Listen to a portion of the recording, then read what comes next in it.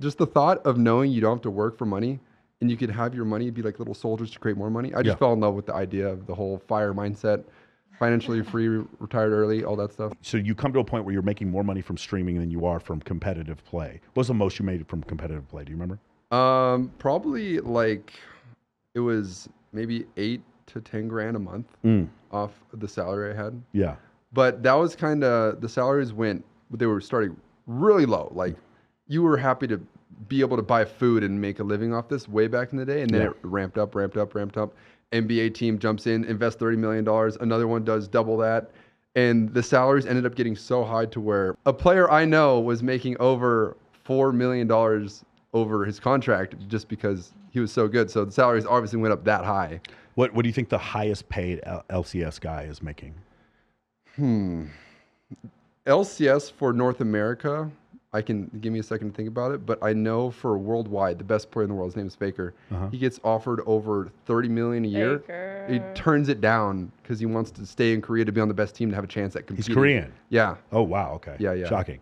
That's But amazing. for LCS, I would say the top salaries are anywhere from $2 to $3 million a year. Well, But League of they're Legends dropping. is an Asian game. Yeah. It's a Korean game.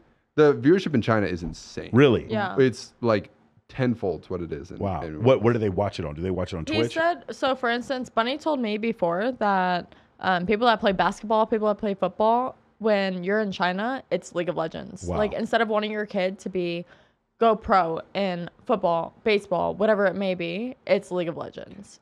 Do you notice difference when you play Chinese teams? Do they? Oh my God. I went to Korea for a few months to boot camp. So to get ready to come back here and destroy everyone. Yeah.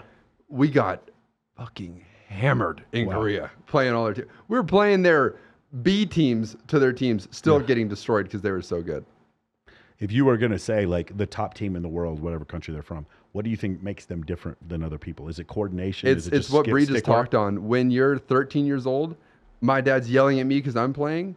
Their parents are yelling at them to play and get better. Wow. Okay. Yeah, it's just a complete cultural difference. That is how, from the very beginning, with the day you're born, how it's looked at, essentially.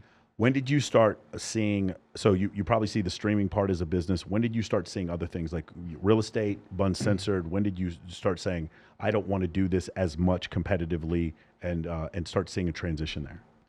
I always knew, being in the YouTube space or competitive esports space, I had so many friends that were on top of the world one year and then dropped off the planet one year and they had nothing to show for Yeah. it. I always knew all the money I made, just dump it in somewhere safe, live below my means, and set myself up for the future. Like I could not work a day in my life again and just live off my real estate. And I knew I had to do that from day one, just because this career isn't short lasted, or it is short lasted. So you can't go to the club and spend $50K on bottle service Yeah. and go crazy, because it's not going to last forever. The oldest good competitive player right now would be how old? What do you think? There's a few outliers. There's a few in their low 30s, but that's Okay. so rare. There's nobody in their 40s, nobody like that. No, the prime right now for an LCS player is 17 to 20. Isn't that crazy? Yeah. I mean, I'm sure there's some study that shows hand-eye coordination or something like that. Yeah. Or carpal, And these teams love bringing in this raw talent and then molding them to be the perfect player with their few veterans they have on the team to like perform the best, essentially. Amazing. Yeah. Wow. Yeah, man. It's an entire eco-structure I just wasn't aware of, but this seems to be like the biggest one, or one of the biggest ones. So now real estate, how many properties did you own? How did you start with that? Like where did that transition happen?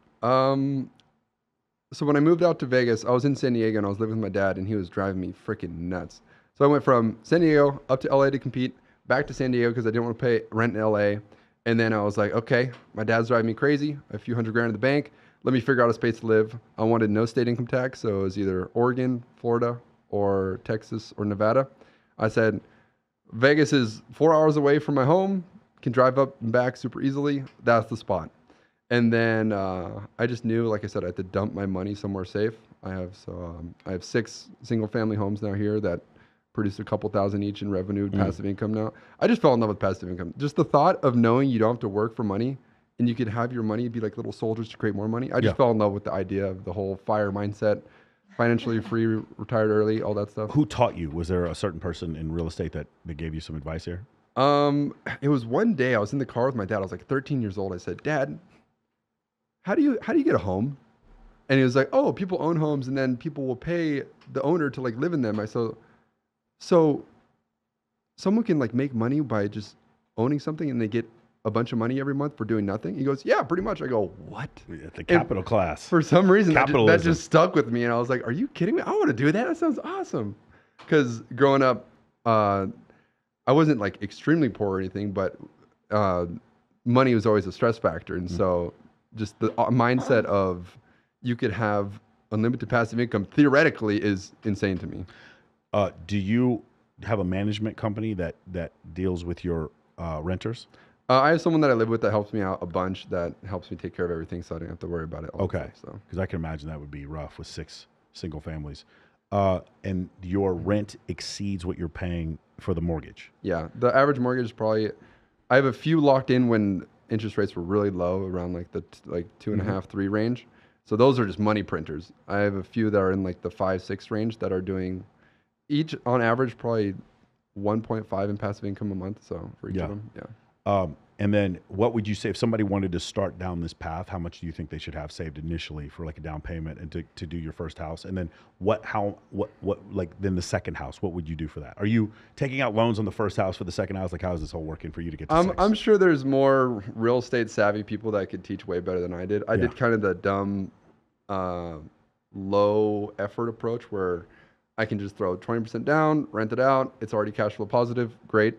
But obviously, it's hard to save up a couple $100,000 to put a down payment of that level on a house. So Yeah, a lot of people can't do that. yeah. So I know there's much more ways, like easier loans where you put 0 down, or like you rent it out and do Airbnb arbitrage.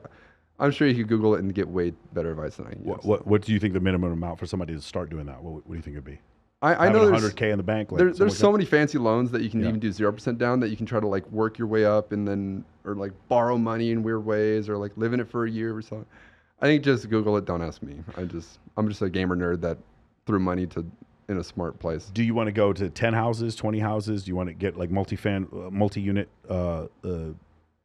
complexes, anything like that? The dream for that is owning a nice like 2,000, 3,000 rent apartment complex of like 32 units, 64 units, and just that can have you set for life. Kind of Have thing. you met all your tenants? I've never met the guy. No, right no, I prefer not to. Me meet too. them. I would be the Yeah. same way. Okay, interesting. Yeah, these are always questions I always wanted to have. It's Because, good cop, bad cop, easy but bad cop when you don't even know them. So. when you do improvements on the units, those are tax write-offs also, right? Oh yeah, and the Yeah. depreciation. It's like a tax dream for that kind of stuff. Okay, awesome, man. Yeah, I'm sure a lot of people would want to know this stuff. That's really great stuff.